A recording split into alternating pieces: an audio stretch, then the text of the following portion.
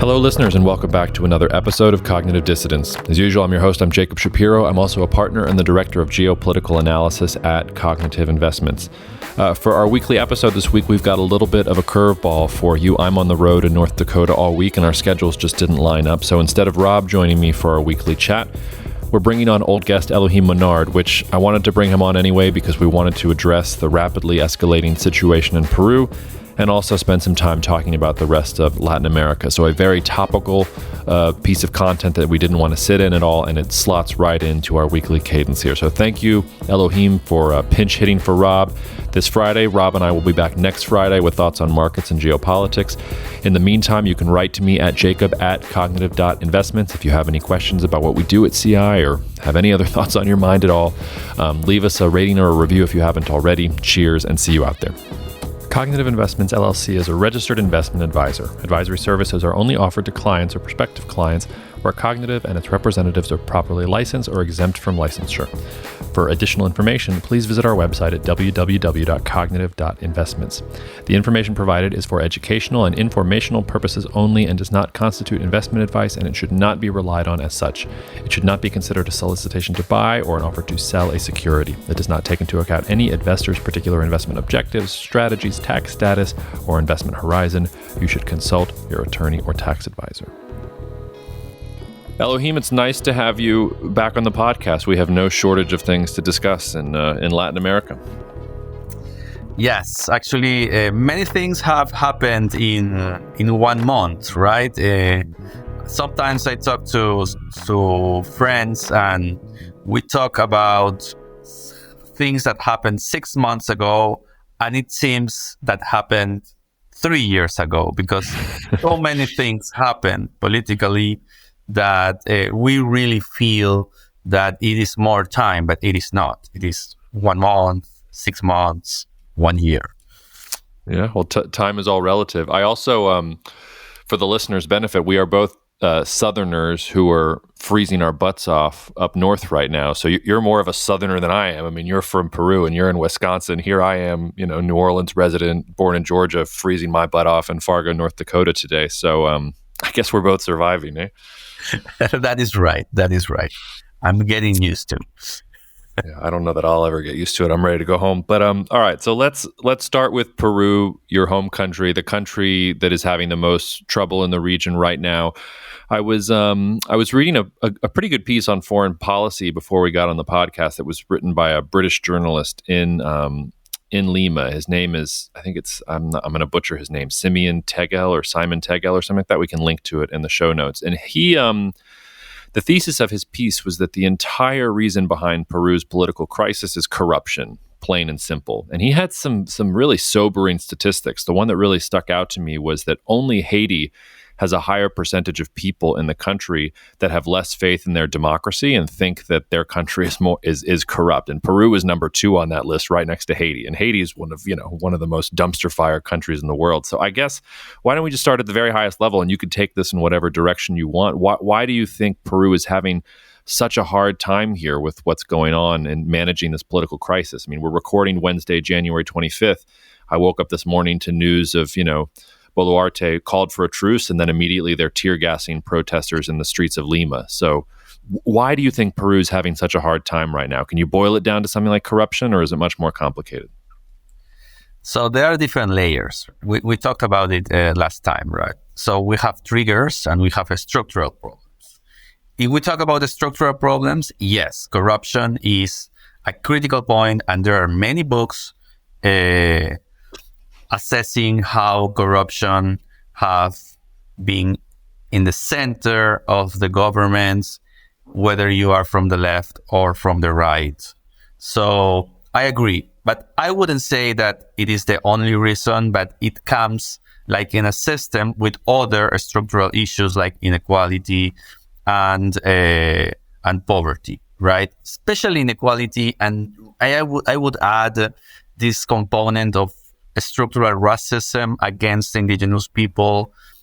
And what have happened in this moment is that many cleavages have emerged and crystallized because of the very bad way of how the government is managing the situation. So you have now that the government is actually fostering these cleavages like Lima versus the other regions, rural versus urban, rich versus poor, and all these structural cleavages have crystallized.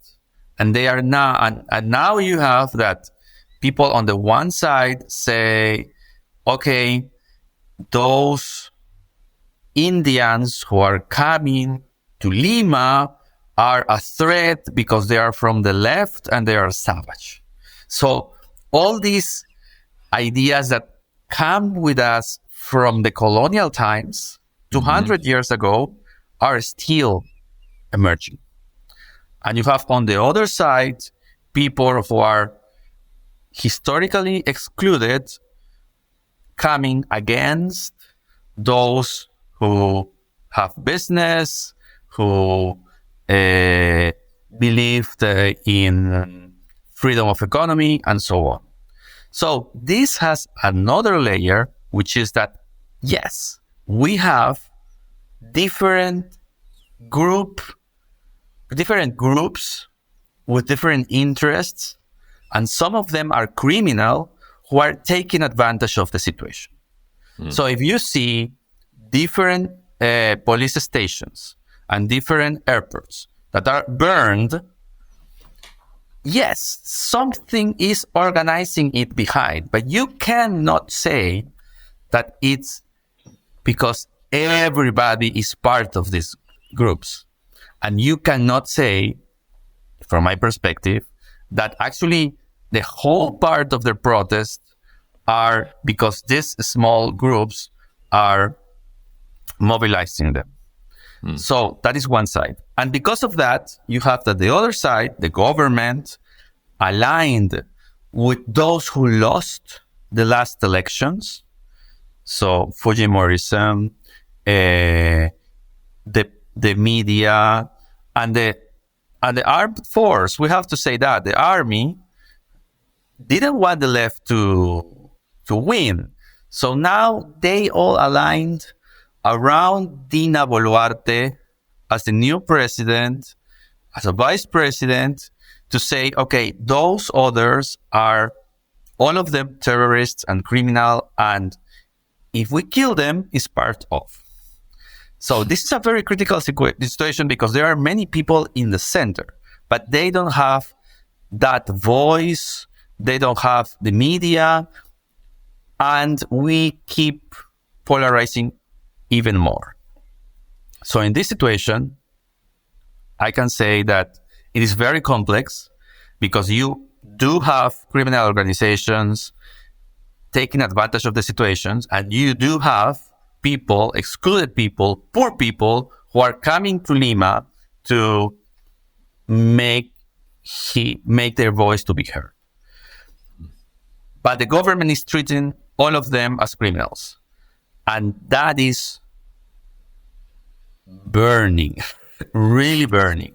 That is why, in terms of scenarios, I feel that this is very dangerous. Because if this narrative keeps going from the government and people get angrier and angrier, it is not, in fact, but it looks like a civil war. You know what I mean? Well, I'm going to push you on that a little bit. So if we're imagining what's going to happen next year, I can sort of think of 3 ways, well, I guess maybe sort of 4 ways this can go. And you sort of tell me if I'm missing one or what you think. I'm wondering what you think is going to happen next year, because I think you're right. We've reached this critical point. The Boluarte government, it's not working. They're not quelling the protests. Things are getting worse. So it seems to me that, the first thing they could do is just replace the president, like find another like Congress can replace Boluarte. They can choose somebody else to rally around and try to do this again. The second thing is that the Peruvian military could take off the gloves and say, okay, like we're gonna stabilize the situation and govern the situation until we can restore law and order and stability and democracy and all those other things.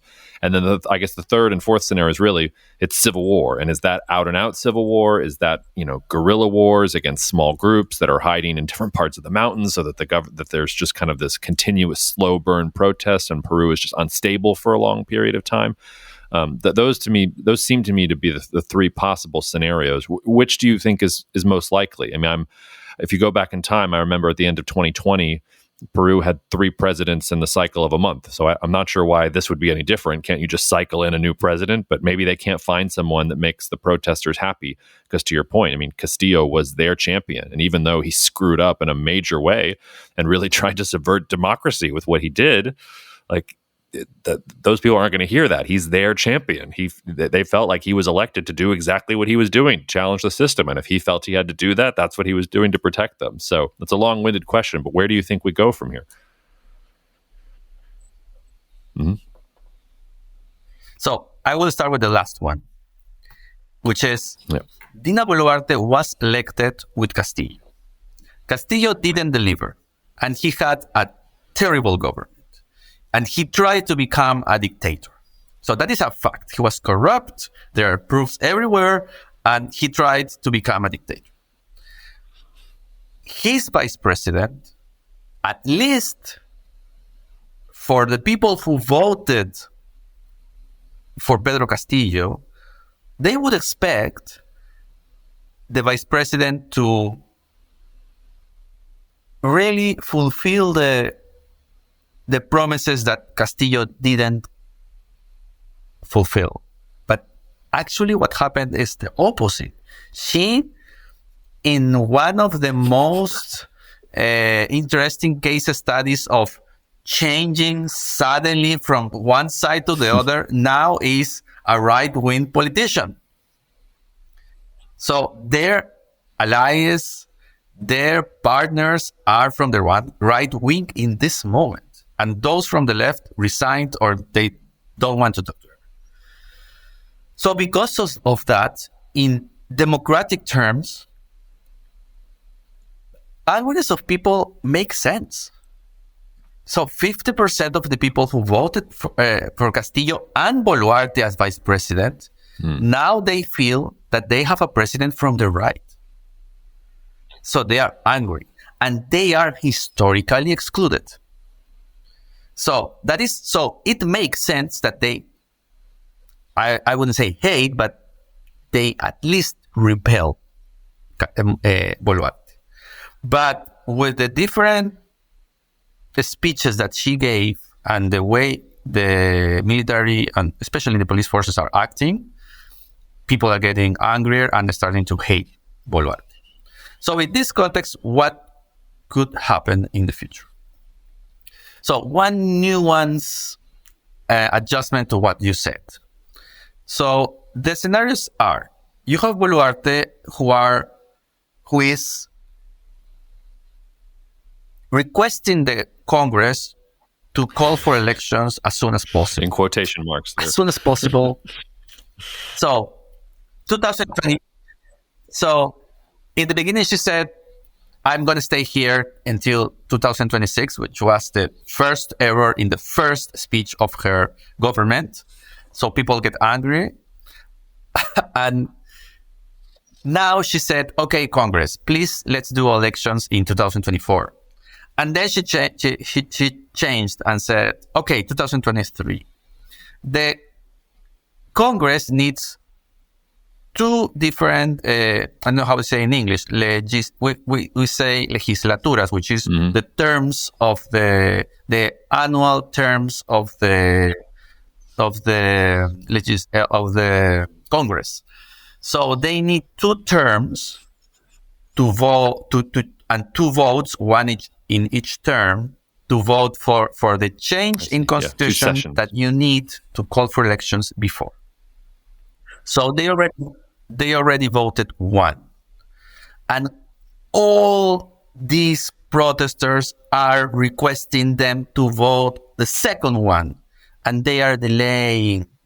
Meanwhile, Dina Boluarte is saying, It's in Congress' hands. I have nothing to do. The fact is that she has something to do. Because if she resigns, immediately the Congress has the obligation to call for elections immediately.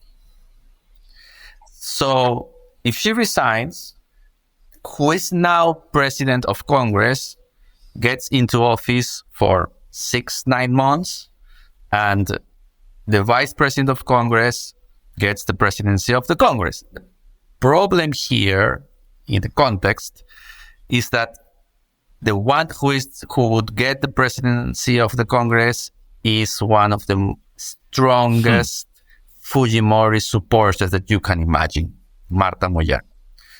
And the president of Congress who would become president of Peru is a right-wing former military official.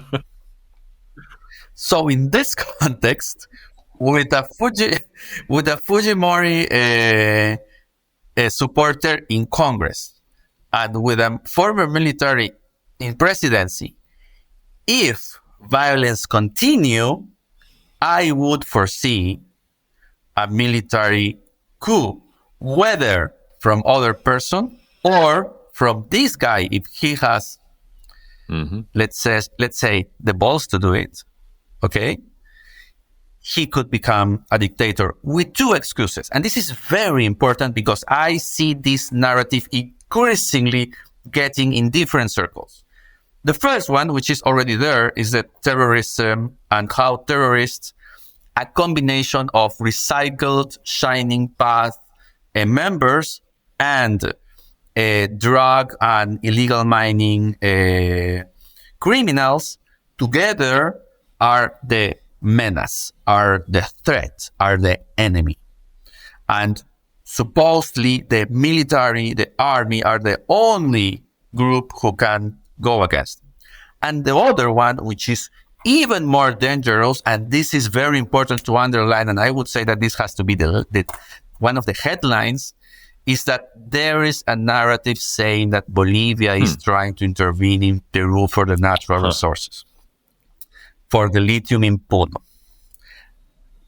And that narrative is very dangerous as well, because who can save us from Bolivian intervention?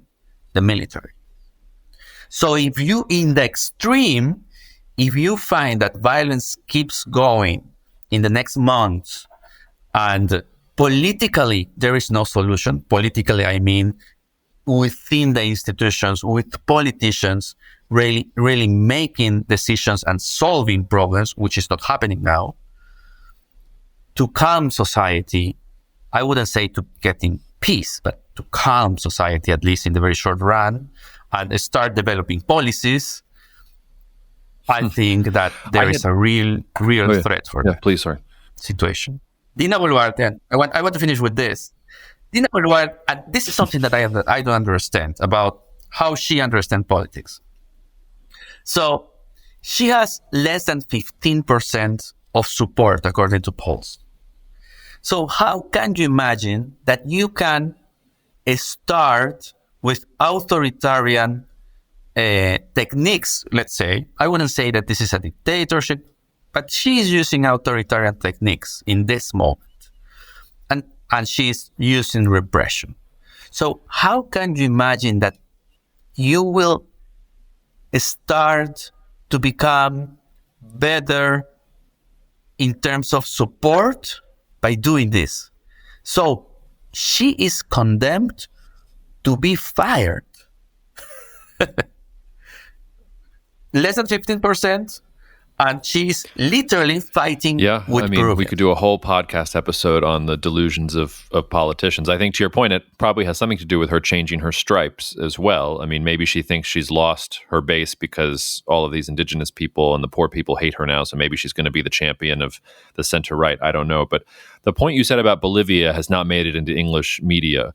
And I guess I just want to ask a little bit more on that. Is that a legitimate, is there even a kernel, like a small percentage of legitimacy in that fear? Is Bolivia actually doing that? Is Evo Morales sitting there in Bolivia being like, I got to go help out Pedro? This is terrible. or is that really, you think, just being manufactured for an escalation of the situation, maybe a couple weeks or months down the road, as you said? So, like it happens in any conspiracy theory, you have some grounds to build on, right? Mm-hmm. So the grounds here is that Evo Morales, in fact, was very close to Castillo. Following that, I would say that there are people who were very close to Castillo that I feel, I don't have the proofs, but it is part of the discussion that it's very likely that people who support Castillo, especially closest people who were closest to him, who were also close to Morales, are instigating some of the violent acts. So that is, which that's not exclude, or that's not it doesn't mean that angry people, historically excluded people, are on the streets too. So you have to divide those. So, and Morales and his team were coming and going to Peru in several times. So that is one thing. And Morales, yes, he has talked about this situation in many times. And the government of Bolivia, which is linked to Morales, has supported this claim from Mexico, Argentina, Colombia, who said that Pedro Castillo was expelled because of the right to win in Peru and the Congress and this delusion. So, in this context, there are some other alternative facts that are coming. For example, that Bolivia has sent with this doom bullets that they have found in the bodies of some people who died during the protests. So what happens is that some of the bullets didn't leave the bodies. They entered, but they didn't exit. So, and this is one specific kind of bullets. And the government says that they don't have the bullets. So if they don't have the bullets, where does these bullets come from? And they say, okay, protesters imported them from Bolivia because there are some specific guerrilla in Bolivia who is supporting this. So there is a real critical conspiracy theory that is now becoming reality. For the reality, it means in the minds of the right-wing supporters. And this is very dangerous. If you can see history, so these kind of conspiracy theories are those who start wars. Yeah. Yeah, I'm almost speechless there. But before we leave Peru, I guess, just sort of the last question. This has been a lot of doom and gloom, and it's a very gloomy situation.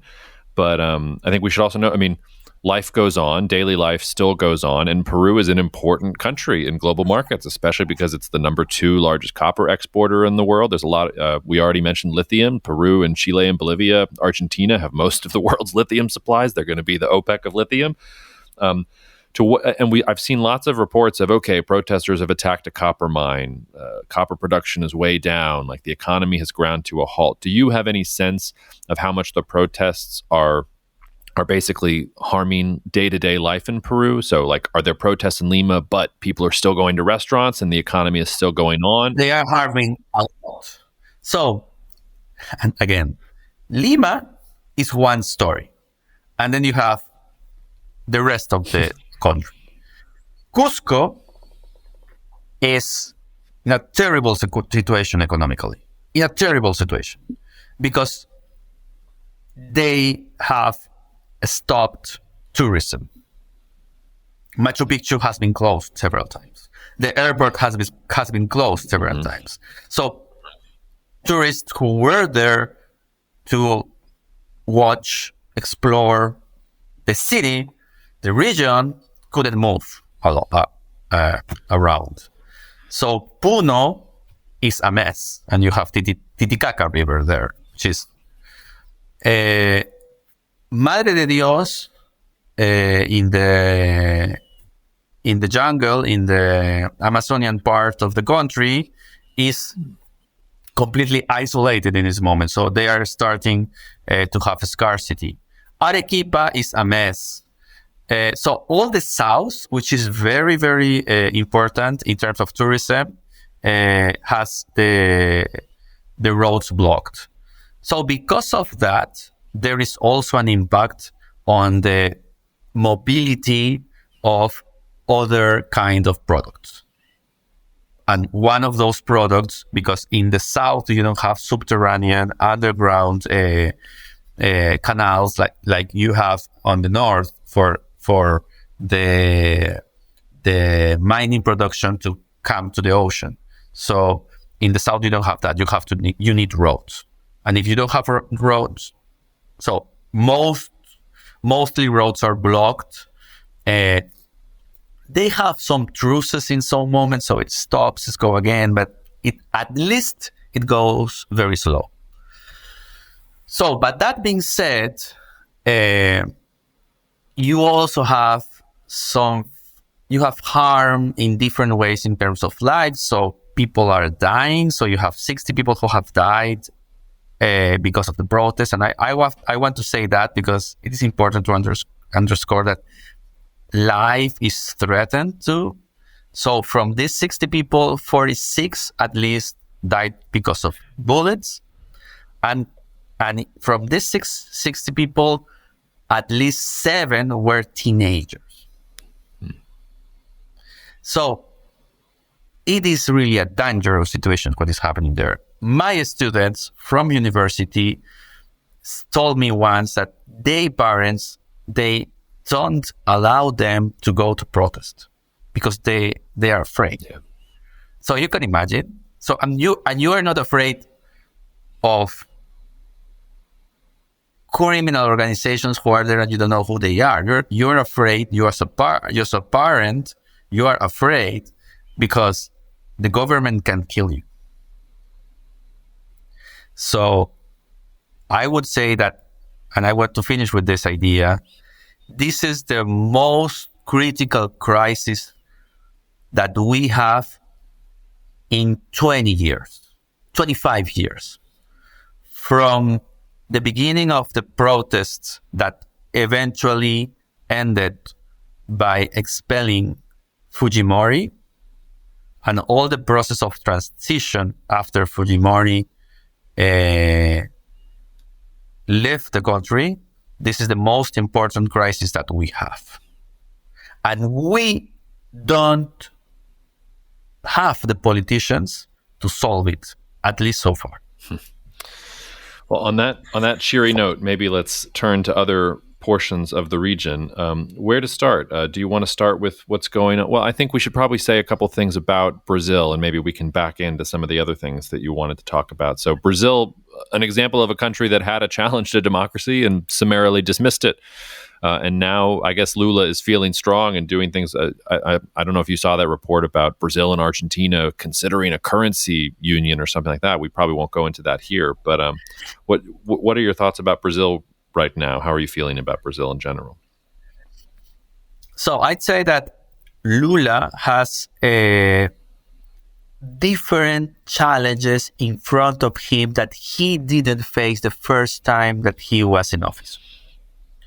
So first, he doesn't have the resources. So 15 years ago, almost 20 years ago, he had all this boom of natural resources, especially of mining, of copper and others. So he had the money to deliver especially social programs. He doesn't have the money, but the country is in an even worse economic situation than before. So first, you have to deal with economic struggles without the money to deliver social programs, which was the flagship of his former government.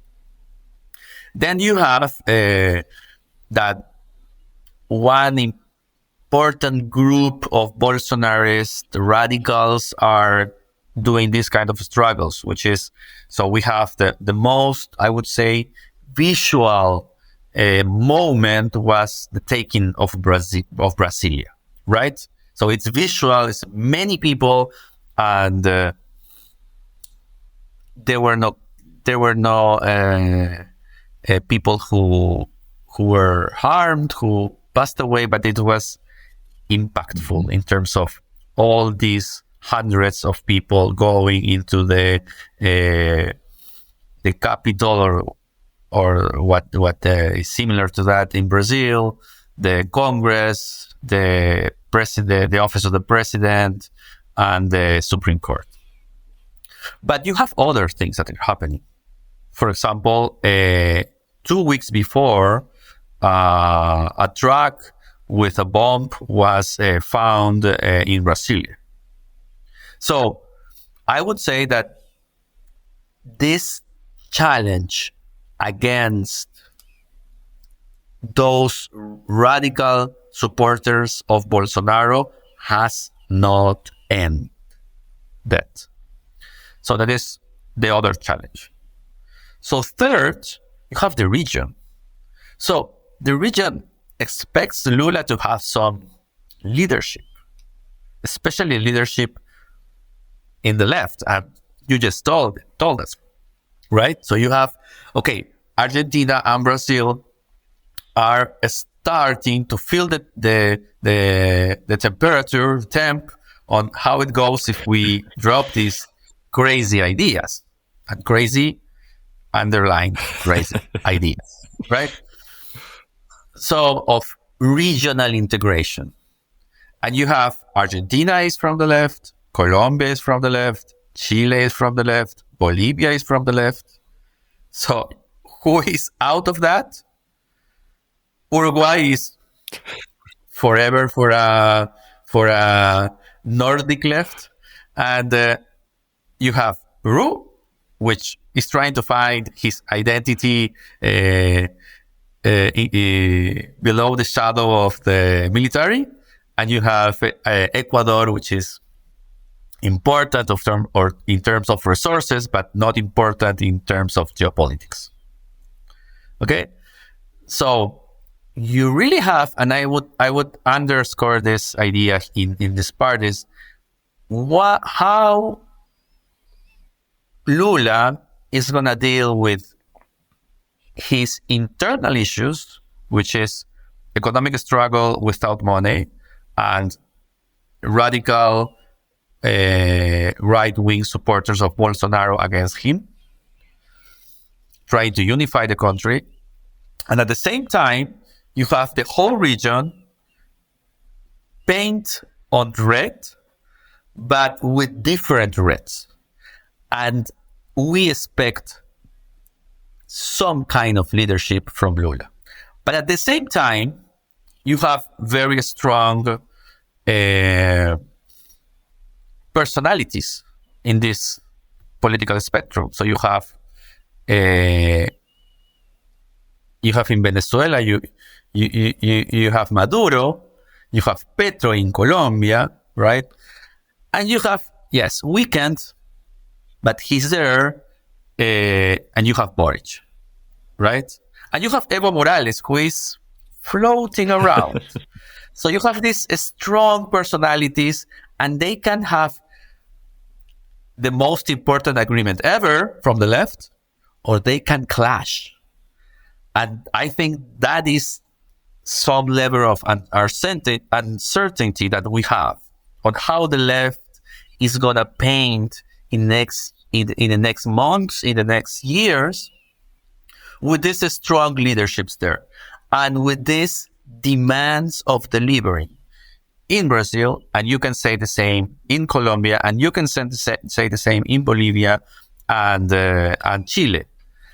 But what is happening in terms of policy, and you and me come from the policy world as well, in terms of policy, is that I don't know if you have the same feeling that we have a lack of innovation in social policy. So in the last 20 years, we had like this Bolsa Brazil and all these conditional transfers and all these innovations in terms of how to really try to reduce inequalities. Now we are in inertia mode, no innovation. And any new government from the left with some social policies are trying to do the same than those who were in government in office in the last 20 years.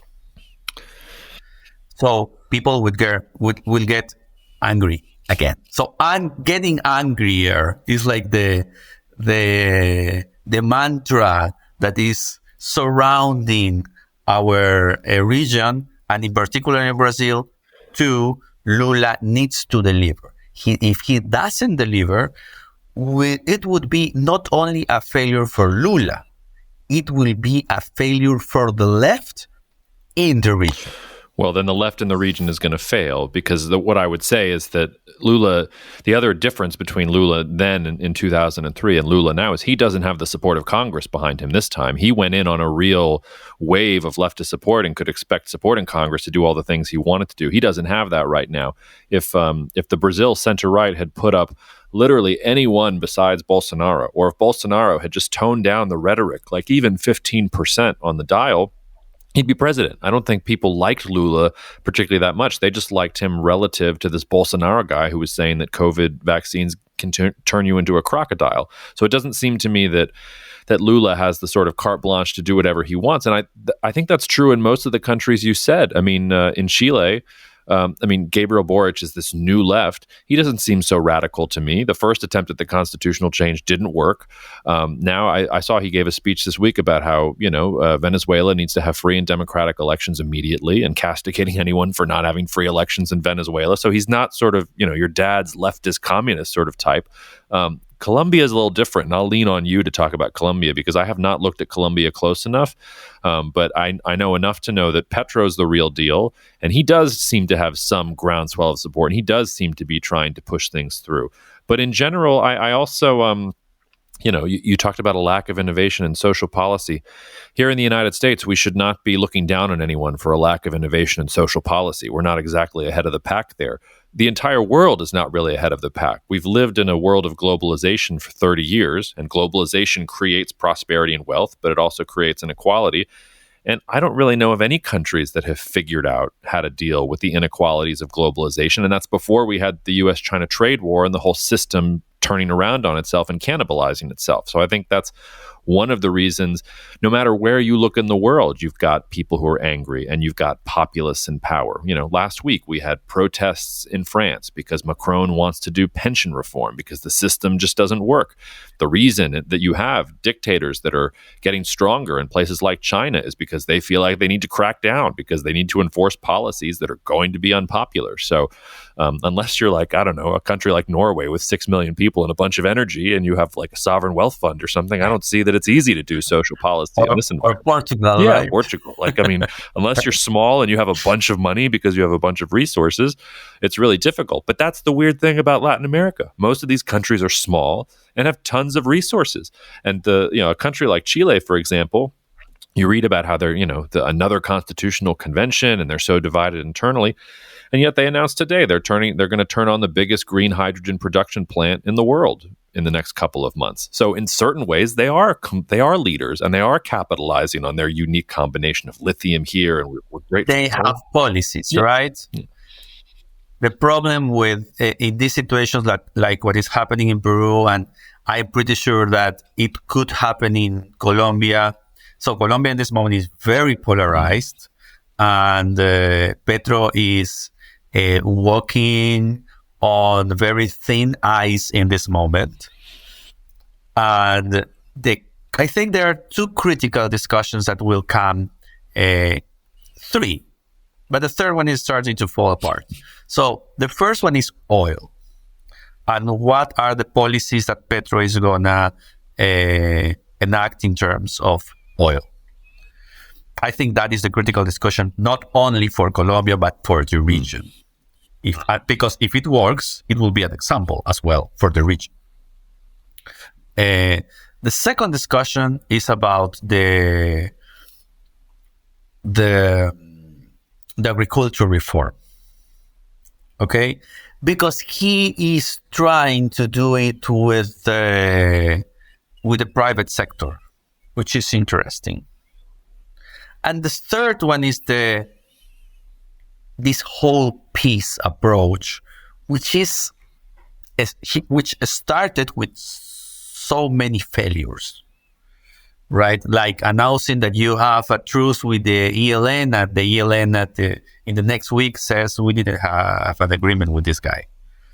So that is a failure, right? So peace is something that I think that you have to craft slowly and carefully, and that is what Santos did. And Petro is like trying to do it suddenly. It doesn't work in that way, especially in this level of polarization that you have in Colombia.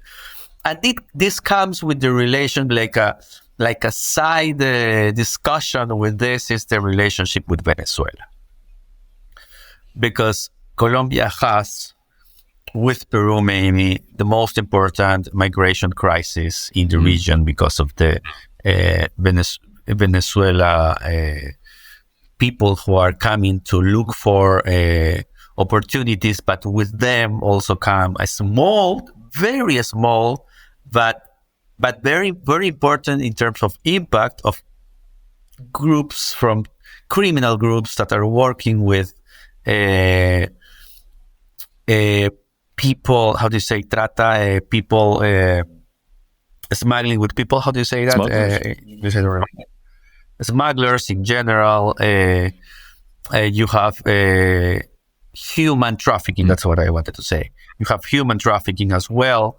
So you have these waves of people leaving from Venezuela and coming to countries with no social policies that they couldn't afford to work with their own people, and all those new people come and locate and settle, and they create a new mess in terms of social needs and social support. So migration is critical, and we have to talk about how migration will keep moving the different lines of political and policy issues in the region. We forget because we have all these problems with big leaders around, but migration is a critical point. So these are the four issues that I think are connected as well, and Petro will have to deal in during this year. Well, and how do you think he's going to deal with them? I mean, he also doesn't have a ton of support behind him. I haven't followed his oil policy. So I remember he campaigned on that Colombia wasn't going to explore for oil anymore, and he was very against it. Has reality crashed down upon him, and he realizes that now that's how Colombia makes money? Or is he still trying to stick to his guns about ending oil exploration and things like that? That is a problem. There is an announcement that something is going to happen with oil, but you have different messages. You have one message from the president, which is somehow aligned with the Minister of Economy, and then you have the Minister of Energy, who just changed the figure. So you feel that they are trying to figure out what to do, but I feel that Petro is someone who is very anxious to do things, right?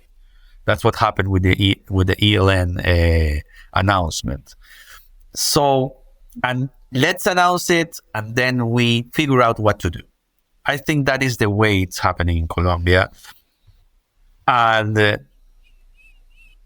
I don't think that he will have an easy path to do it, because opposition is strong, and confidence, as everywhere, is starting to decrease very fast. So you have slow policies and fast deception.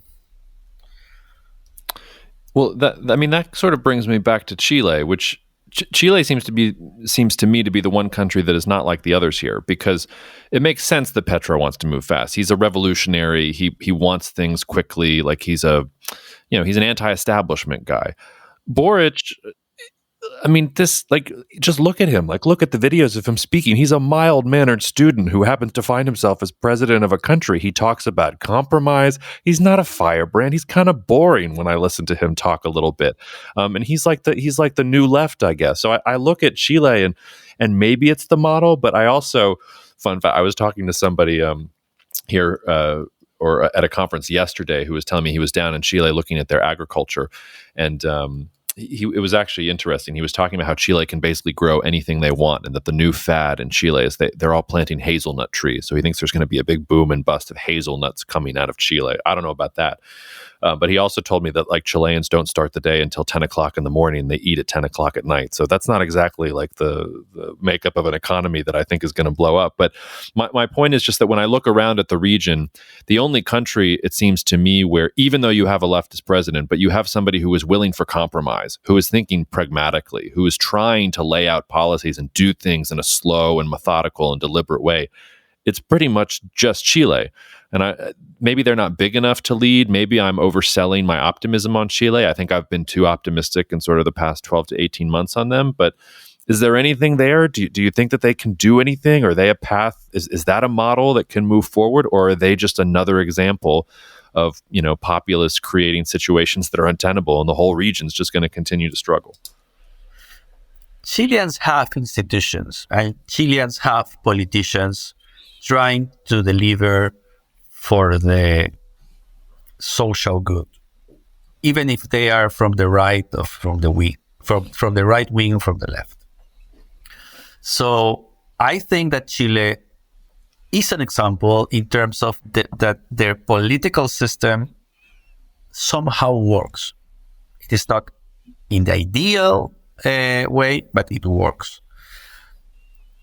What happened is that Chile had this very liberal economic approach in the last 30 years.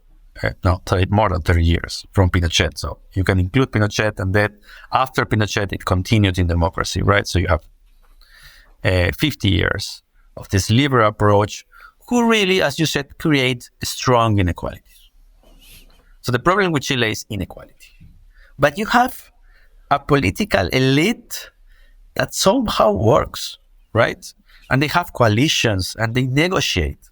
And you can see, for example, if you think historically, and you see that they have started in 2018-19 their constitutional process, and we are in 2023, and they have attempts and they go back. So if you see it historically, it's a constitutional process. So you don't make a constitution in 1 year.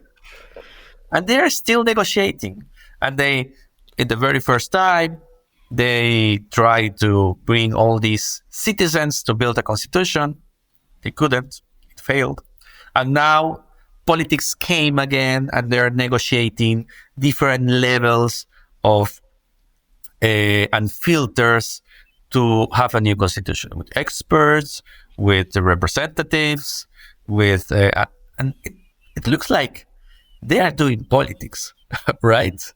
And it is good, and yes, but at the same time, you have a president Boric who is not showing, let's say, the authority that it requires in this moment.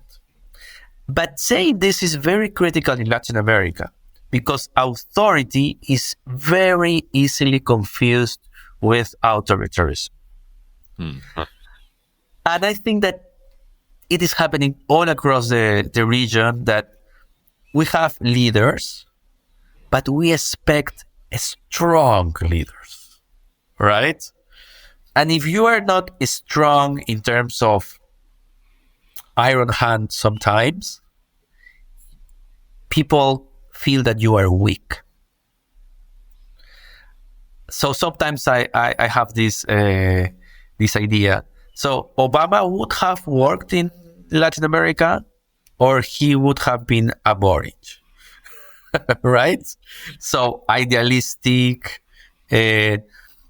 So my point, I'm pretty sure that Obama is brilliant politically. So he's a negotiator, and I understand that. But in terms of if this charismatic, good way of doing politics really would work all across Latin America, that's my question. I wouldn't say it would have not worked. I say it is a question. So Chile is working, is delivering, and in comparison to the other countries, and I think that their constitutional process is a constitutional process in terms that takes time. The problem is that we are living a media environment in the world that Twitter's way of doing politics, that we expect everything faster and like this. And I think that we have to wait to see how it goes. But finally, I have to say that Boris is indeed doing some failed comments or speeches that are harming his legitimacy, right? For example, yesterday he supported Peru. And I would say that, thank you, but you have internal things to do, right? Yeah. You have your domestic issues. So don't distract your people with other countries. So that is what I would say of my country as well. So maybe a tweet. Okay, we support that country, and let's keep delivering. Let's get down to work.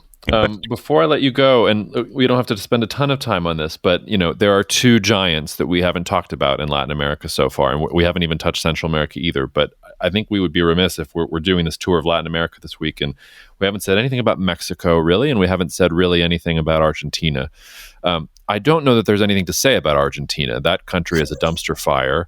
I wonder if the Fernandez government has been so destructive, and Kirchner getting convicted of corruption, if that has all been so destructive, that maybe we'll get a center-right candidate in Argentina in the next elections or something like that. Maybe Argentina will lead the way out of sort of the leftist thing. I don't think that's most likely. I think it's way too early to start beginning to predict that. But right now, at least for the next 12 months, it seems to me they're just completely consumed by their own problems and inflation near 100% and everything else. Mexico's a little different, though. I mean, Mexico certainly has its problems, but Mexico also is linked into Canada and the United States, seems to be the linchpin of the U.S. strategy to get away from dependence on China. Mexico seems to be the odds-on favorite to benefit the most from the trade war with China and this whole nearshoring, reshoring narrative that's coming about. I'm here in Fargo speaking to a farm audience at Ag Country Farm Services. One of my favorite charts that I'm going to show the audience later today is if you look at trade as a percentage of GDP, for most of the world, it's been decreasing since 2008. For Mexico, it's increasing. So while most people are feeling globalization is receding, Mexico is like, it's gangbusters time, like it's growth time. They're enjoying all of the kind of growth. The US or China or both of them? Why did it increase? Well, they would love to do both, but I think it's largely the United States. I don't think they're going to get to choose with China and stuff like that. But I don't know, how do you, and I don't even know that Mexico has a role in South America. Maybe it really is just in the North American bloc. And I know AMLO put out some comments in support of Pedro Castillo as well, because he's also not a perfect leftist. I mean, for a leftist, he certainly is very cheap about spending on social programs, even though, he says a bunch of, some other things that are very leftist, and then he pulls out his amulets and who knows what his political ideology is. So just sort of help us locate Mexico and Argentina on the political map of the region that you've drawn for us here before we say goodbye. So first, we need to see how it's going to be the World Cup effect in Argentina. Come on. Economically and socially. So economically, in terms of how this messy effect, in terms of of Leo Messi in terms of economy, right? So in this moment, Argentina is the rock star in terms of in this cultural, spectacular world of sports. I think it will have an effect in economy. So people consumed a lot during the last month. So let's see how it goes in terms of economy. I'm pretty sure that people are buying some merchandising from Argentina around the world. And secondly, in terms of how they feel, right? So maybe they are now more optimistic about everything. So come on, you won the World Cup, and you won the World Cup being Argentina with Messi. So it is politics. Come on. And the problem is that Fernandez can't capitalize it because the team didn't want to take a picture with him. They said, okay, we're going to go to Argentina, but get out from our way, right? So I think it is something that it is underscored, maybe, for some analysts, right? But if you are the host of the World Cup, obviously you will have some returns. But if you are the winner of the World Cup and you're Argentina, you should have some returns. So let's see how it goes in those terms. In terms of the political situation, so Argentina is Argentina, so it is broke, but still living in Buenos Aires like in the first world. So these paradoxes that you have there, right? In this situation, let's go back to this relationship between Lula and Fernandez. They are very close. I would say they're friends.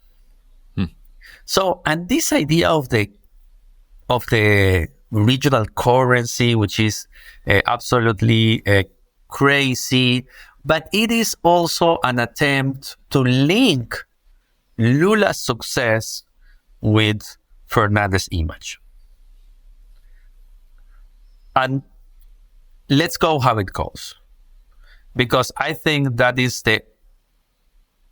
out of the World Cup, it is the only resource that Fernandez have in this moment. To show this as a regional wave that will solve the problems of the poor people, right? However, I'd say Argentina will also struggle with all these, and actually maybe this here would be even more critical in terms of the economic recession that so many countries are living, and especially inflation, which is, so they live with inflation. They coexist with inflation. The relationship with inflation is in this moment a symbiosis, right? It's symbiotic. But I think that this year could be even more critical if we continue with this trend of governments not knowing how to solve it. Out of Peru, who has a central banker who is almost a king who sees the presidents coming and going, right? So that is with Argentina. With Mexico, you said AMLO is a leftist with no social concerns. He doesn't like to spend money. Like he says all the leftist stuff, but then he doesn't want to spend any money. So like usually you associate a leftist who has policies, but then is willing to spend tons of money. He's very cheap. He's one of the cheapest leaders in the world in terms of the COVID-19 response. So he talks the talk, but he doesn't seem to walk the walk in lots of ways. And then it started with he was going to maybe legalize drugs, or he was going to figure out reconciliation with the cartels. Now he's creating a national guard and completely militarizing the Mexican state. Like there's this kind of bait and switch here, which So I don't know. He's socially conservative, right? In terms of social policy, he's conservative, right? And he's very careful in terms of how to spend, and he prefers to show off than to delivering. But it works. He's one of the most popular presidents in the region. Yeah. So in terms of media, it works. In terms of confrontation, it works for him. And that builds a kind of leadership. And he's the one who started this support to Pedro Castillo in Peru. And this more important to talk about Peru is to talk about how he quickly found partners in Colombia, in Bolivia, and Argentina. Yeah. Okay, so this is not something to dismiss. He found partners very quickly. Okay, but he has a big country. He has a giant, as you said. So he's not spending that much time. But when he spends time, he does it in this way. It's like an announcement from 4 presidents supporting an almost dictator like Castillo. So I think he will take advantage of this leadership as well. Let's see how it works with Lula. The giants in Latin America are Brazil and Mexico. Argentina is giant in terms of size, but not in terms of economy anymore. So the giants are Brazil and Mexico. So let's see how it goes, this relationship, and how the U.S. manages these relationships. Mm-hmm. The U.S. had a big failure, I guess, when they sent only the Minister of Interior to the inauguration of Lula. Yeah. So it was a signal, right? So if you have AMLO and Lula together, that is a partnership. Come on, that is a partnership, right? So let's see how it goes. I would expect to see again, and I go back to this idea, how the lefts relate and paint across the region, and AMLO will have something to say in these relationships. All right. Well, Elohim, thank you for jumping on the podcast with us. I really appreciate it, and we'll have you back. Probably in a couple of weeks, or at least then when I come see you in Wisconsin in a couple months. Maybe we'll do it in person or something. That will be great. And I'm pretty sure that when we will have another emergency in Latin America or in Peru, with maybe suddenly happen tomorrow, we will have a conversation. Well, I guess that's a good point. I'll probably talk to you next week then, the way things are going. So, all right, we'll talk to you then. Thank you so much for listening to the Cognitive Dissidence podcast, brought to you by Cognitive Investments. If you are interested in learning more about cognitive investments, you can check us out online at cognitive.investments. That's cognitive.investments. You can also write to me directly if you want at jacob@cognitive.investments. Cheers, and we'll see you out there. The views expressed in this commentary are subject to change based on market and other conditions. This podcast may contain certain statements that may be deemed forward-looking statements. Please note that any such statements are not guarantees of any future performance, and actual results or developments may differ materially from those projected. Any projections, market outlooks, or estimates are based upon certain assumptions and should not be construed as indicative of actual events that will occur.